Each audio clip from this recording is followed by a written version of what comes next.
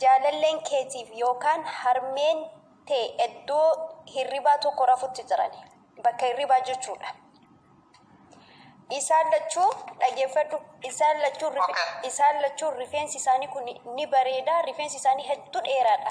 Rifeensi haadha manaa keetiitii fi yookaan haadha manaa yookaan jaalallee jechuudha. Kan harmee keetiitis. Amma isaan lamaan keessaa namni tokko dirqama mana keessan dhufee ajaja sitti kenna. Ajaja inni sitti kennu san maal siin jedha? Rifeensa harmee keetii murtamoo rifeensa haadha manaa kee murtaa siin jedha. Ati amma kan harmee kee irraa murtamoo kan obboleetti kee kan haadha manaa keetii murta.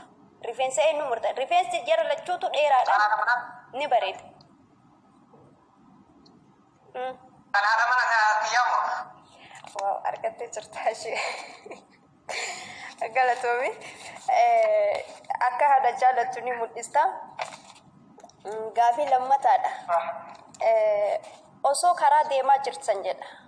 Nama sadi taatanii si jettanii obboleetti kee jettanii haadha manaa kee jettanii karaa deemtanii. Osoo karaa deemtanii namni tokko bada wayii isinitti dhufa. Osoo waggoo isinit dhufu afoo keessan ibiddatu jira. Ibidda jechuun barbadaa ibidda yookaan kasala diimaa kana. Sii galee? Aloo? Obboleetti keetii fi obboleetti kan kee haadha manaa keetii fi nama sadi taatanii karaa deemaa jirtanii. Osoo karaa deemaa jirtanii namni badaan jechuudha. Namni badaa wayii isinitti dhufa. Ka dirqama ibidda kana qabadhaa isiniin jedhu. Yoggee isinitti dhufe afoo keessan ibiddatu jira. Ibidda kana yookaan haadha manaa kee ajaja yookiin obboleetti kee ajaja jechuu dirqamaan namni kun. Akka isaan qabatan si ajaja. Ati ibidda kana eenyu haa qabatu barbaadda? Obboleettiin tee haa qabattu moo haati manaa kee haa qabattu moo ofii keetii qabachuu filatta? Barbadaa ibiddaa kana yoo gette ibiddi nama kiyyaa qabachuu filadha. Okay, galatoomi naan jibattee jirtaarra. Ofii kiyyaa qabadha. Okay.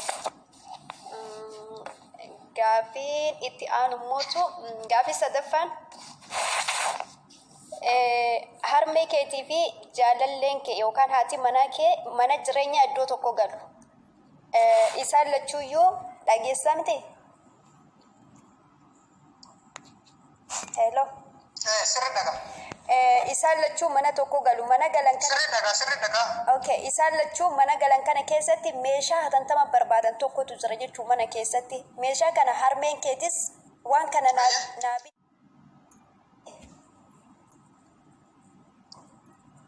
Hello? Sirri dhagaa.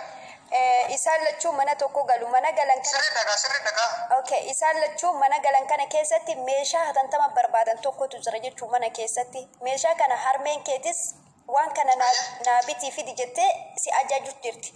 Haati manaa keetillee waan kana naabiti jettee si ajaju jirti. Sa'aatiin isaatti si ajajan tokkoma.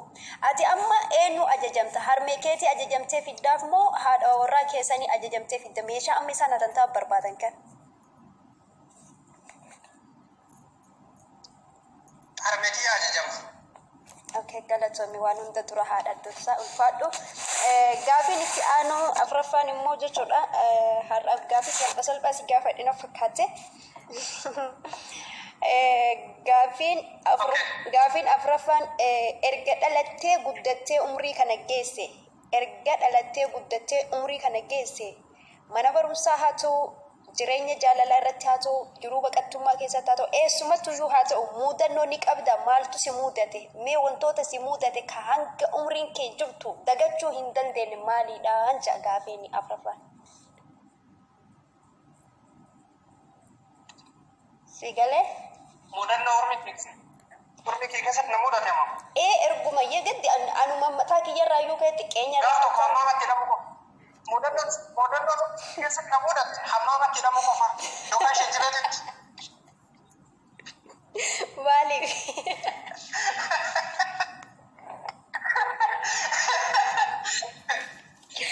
Guyyaa tokko adaamaa ol dhaqee mannaara keessatti ijoollee wal lolee achumaan hammaamatti dhaqee gara sa'a tokko walakkaa horii hidhame jechuudha. Dhaabbataa dhaqee achii ba'e booda. Okay, tanuma qabde jechuudha. Amma booda yoo mana bakka feete yoo deemte amma biroo geette tanuma yaadatte jechuudha. Mudannoon kee kanuma. Kallaan kana yaadadhu. Okay, galatoom. Aga biyya baatee karaa deemtee biyyoota ormaa kana keessatti homoo si mudanne? Wanti Biyya ormaatti beektaa mudannoon ni jira garuu mudannoo wal taruutu jira malee.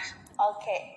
Kara jaalalaatiin mudannoon si qabee jira, mudannoon si mudate jira. Fakkeenyaaf dubartii takka jaalattee akka malee qalbii si cabsitee tas jalaa gara malee deemtee yookaan immoo tan jaalattee gaafachuu sodaattee akka malee seenaa taate si keessatti si beellamtee fa'a si jalaa haftee hin jirtu mudannoon akka tasaati si mudate hin jiru. Mudannoon jaalalaa bakka baay'eetti jirtu garuu jaalala amma waliin hin madaalchifne jechuudha. Maaliif mudannoon jaalalaa bakka baay'ee waan jiru wal madaalchisee kamtu irra caalaa na miidhe kan jedhu. Wal madaalchisee kamtu irra caalaa na miidhe kan jedhu.